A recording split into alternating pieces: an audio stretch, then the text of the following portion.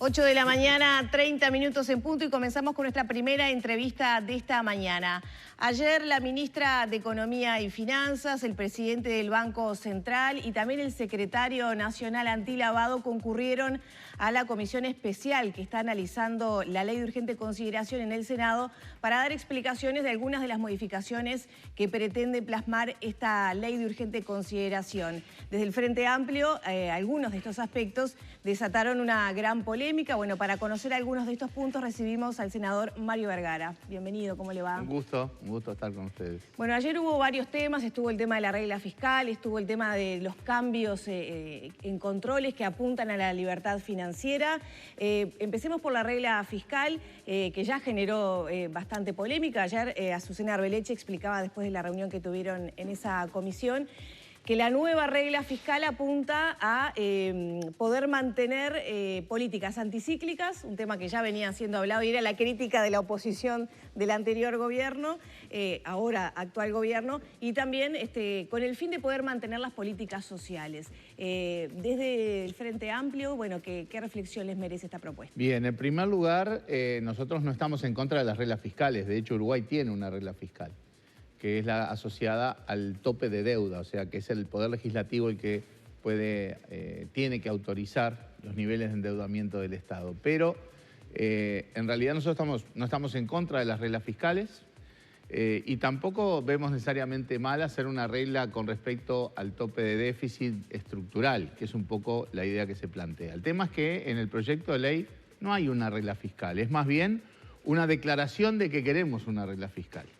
La propia ministra reconoció que varias de las cosas que están ahí no van a poder hacerse mientras estemos en este marco de incertidumbre global. Hay cosas que van a llevar mucho tiempo, ¿sí? Con lo cual lo que nos reafirma es que ahí no hay una regla fiscal, hay un intento, digamos, una declaración de deseo y nos reafirma la idea de cuál es el sentido de discutir esto en el marco de una ley de urgencia. Si la propia ministra reconoce que esto va a llevar mucho tiempo, estas cosas se pueden razonar, discutir, debatir, entender con los tiempos que la circunstancia merece, que el tema merece. Por lo tanto, realmente creemos que hay, digamos, mucho aspaviento en que hay una regla fiscal que todavía no está, ¿verdad? Y por lo tanto, bueno, veámoslo con más tranquilidad. Nosotros vemos en lo que está en el proyecto de ley, vemos muchos agujeros, pero sobre todo, reitero, que ahí no está la regla fiscal.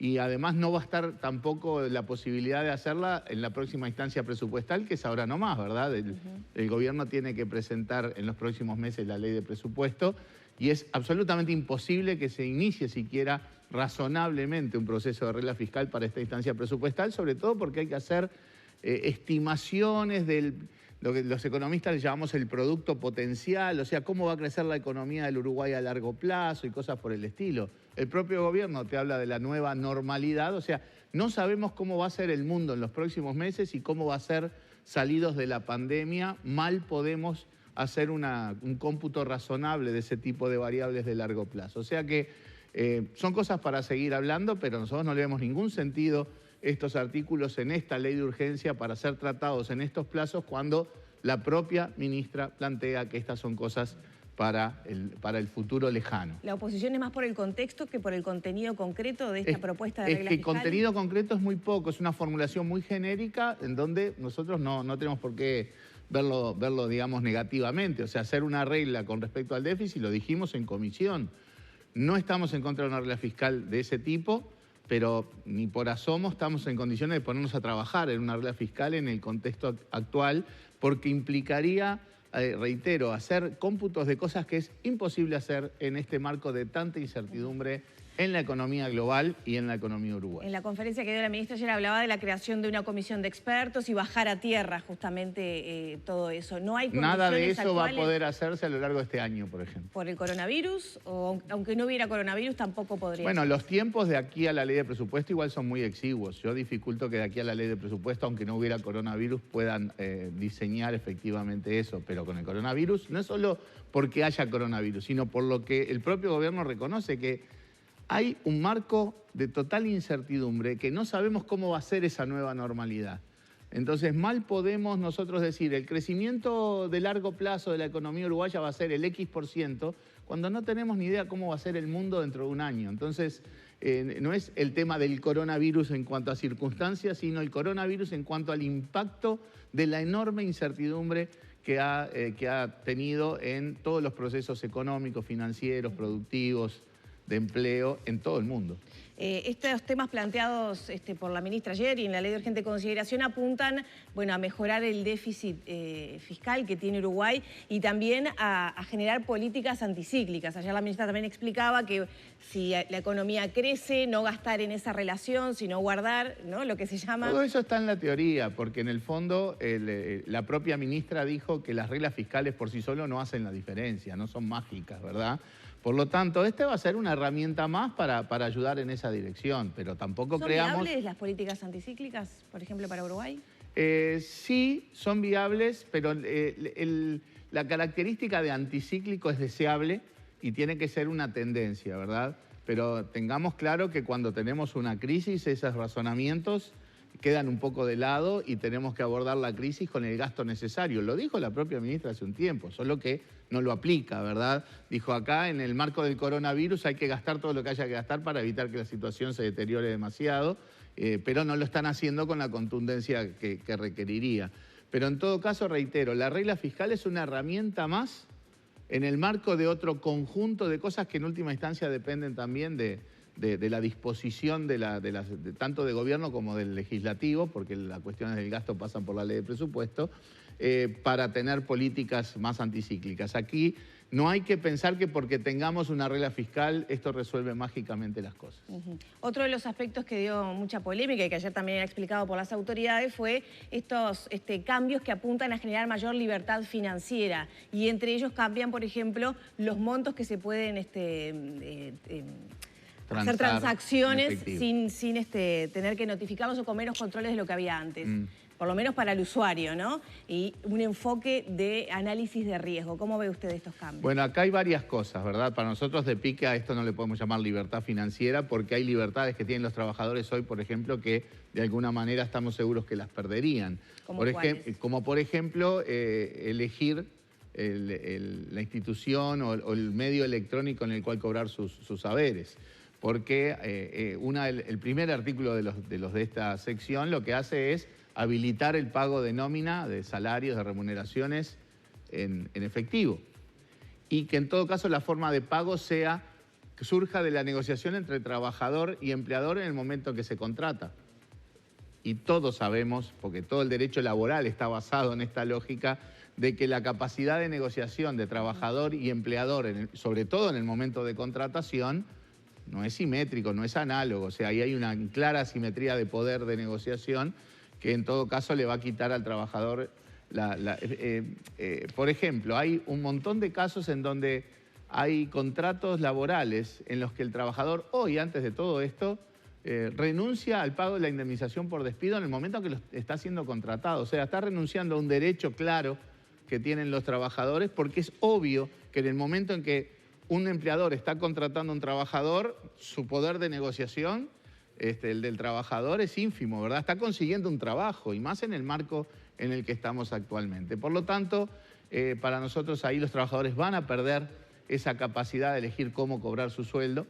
Eso en temas de la marcha atrás, que en nuestra perspectiva se está dando en el proceso de inclusión financiera que tan saludable estaba haciendo para la sociedad por un montón de condicionantes que hemos explicado innumerables veces.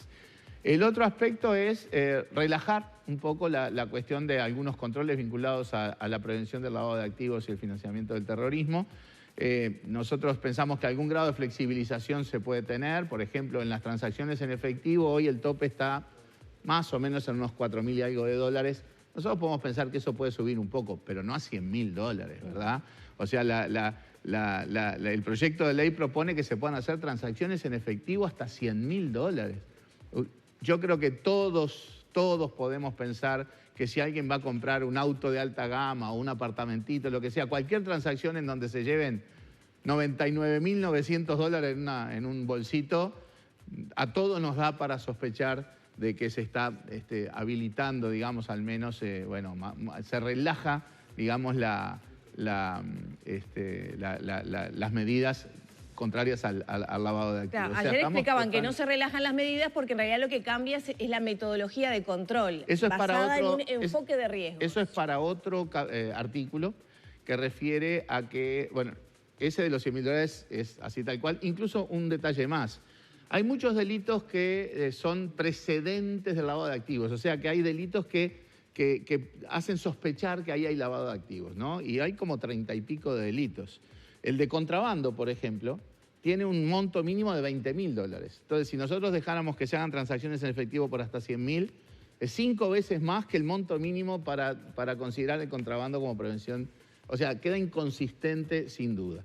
En el tema de los controles, sobre todo, por ejemplo, cuando hay compraventas de inmuebles o cosas que los escribanos, sobre todo, tienen que hacer una diligencia debida, es decir, tienen que hacer ciertos controles de origen del dinero. No quiere decir que el escribano tenga que dar la certeza de dónde viene el dinero. Es simplemente que haga una gestión de averiguación y en todo caso informe lo que averiguó. Pero él no es responsable, él es responsable de hacer esa diligencia, esas tareas, no del resultado.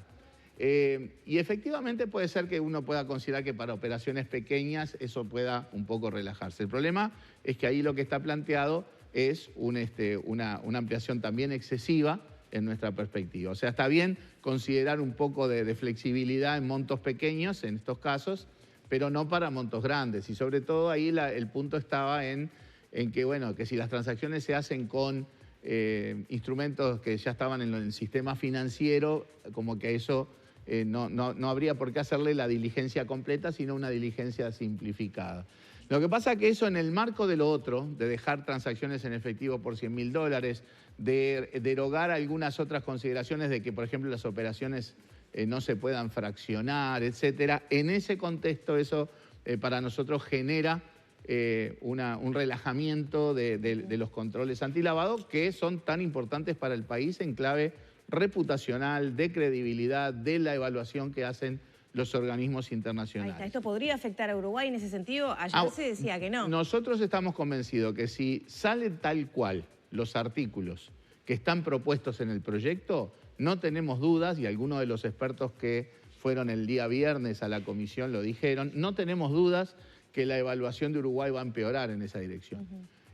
Tenemos la esperanza de que de las sesiones del viernes y de ayer, y de la actitud abierta, hay que decirlo, que han tenido las autoridades en este tema, haya modificaciones que suavicen este tema. Pero si sale tal cual lo que viene en el proyecto de ley, no tenemos la más mínima duda que la evaluación sobre prevención de lavado de activos que hacen los organismos internacionales de Uruguay va a empeorar. Ya lo tengo que despedir, pero quisiera una breve reflexión sobre las medidas que viene tomando el gobierno a propósito de la situación que se ha generado en la economía por la presencia del coronavirus y de esta propuesta del Frente Amplio de la renta básica, que es un enfoque diferente para enfrentar, digamos, el apoyo a los que tienen más necesidades. Bueno, efectivamente nosotros hemos dicho que en general, las medidas que ha ido tomando el gobierno van en la dirección correcta, pero son de una insuficiencia notoria, tanto en montos como en cobertura.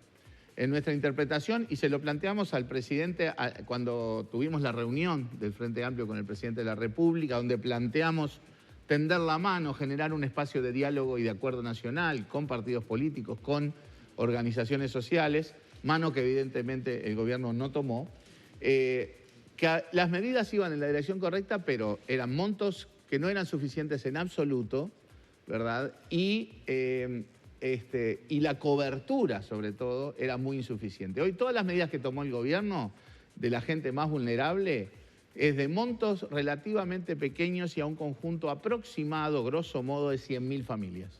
Nosotros planteamos que hay, y el gobierno lo reconoce, que hay unas 300.000 familias que porque trabajaban en la informalidad o porque el tema de no poder desarrollar actividades ahora con el coronavirus las expone mucho más vulnerables de lo que eran y que esa gente la tenemos que cuidar para evitar que se caiga más en la informalidad o que se caiga en la pobreza. Y para eso es que se necesita, por ejemplo, la propuesta que hace el Frente de un salario mínimo. No estamos hablando de montos siderales para esas 300.000 familias. Para nosotros esa medida es fundamental para que después las circunstancias, cuando se salga de la pandemia, no sean tan malas. Porque de las medidas que se tomen hoy, va a depender hasta dónde caemos y por lo tanto qué costo va a tener la recomposición de la situación económica y social. Nosotros creemos que si el gobierno no es más contundente en estas cosas, ya sea en montos como en cobertura, vamos a caer más, vamos a tener un punto de partida después que va a ser mucho peor y los costos de recomponer la situación van a ser mucho mayores. Para nosotros es fundamental que así como habla el presidente, que la ministra le enseñó quién era John Maynard Keynes, ¿verdad? Bueno, que además de hablar de Keynes aplique lo que seguramente Keynes aplicaría, que es una política que los economistas llamamos expansiva en momentos de crisis mucho más contundente de lo que lo está haciendo. O sea, en la dirección correcta sí, pero muy tacaño, muy amarrete en los montos y en la cobertura y por lo tanto el impacto no es el deseado porque nosotros necesitamos que esas 300.000 familias no caigan en la pobreza. Hay un estudio del Instituto de Economía de estos días que dice que es factible que en estos meses caigan 100.000 personas en la pobreza y en buena medida eso se puede evitar. Se puede evitar con una actitud más decidida del gobierno en ayudar a esas 300.000 familias que hoy más lo necesitan. Quedan miles de preguntas por hacer, pero tenemos que cerrar por acá. El tiempo es tirano. Muchas gracias por su tiempo, senador. Ha sido un gusto. Cerramos por aquí entonces la entrevista con el senador Mario Vergara.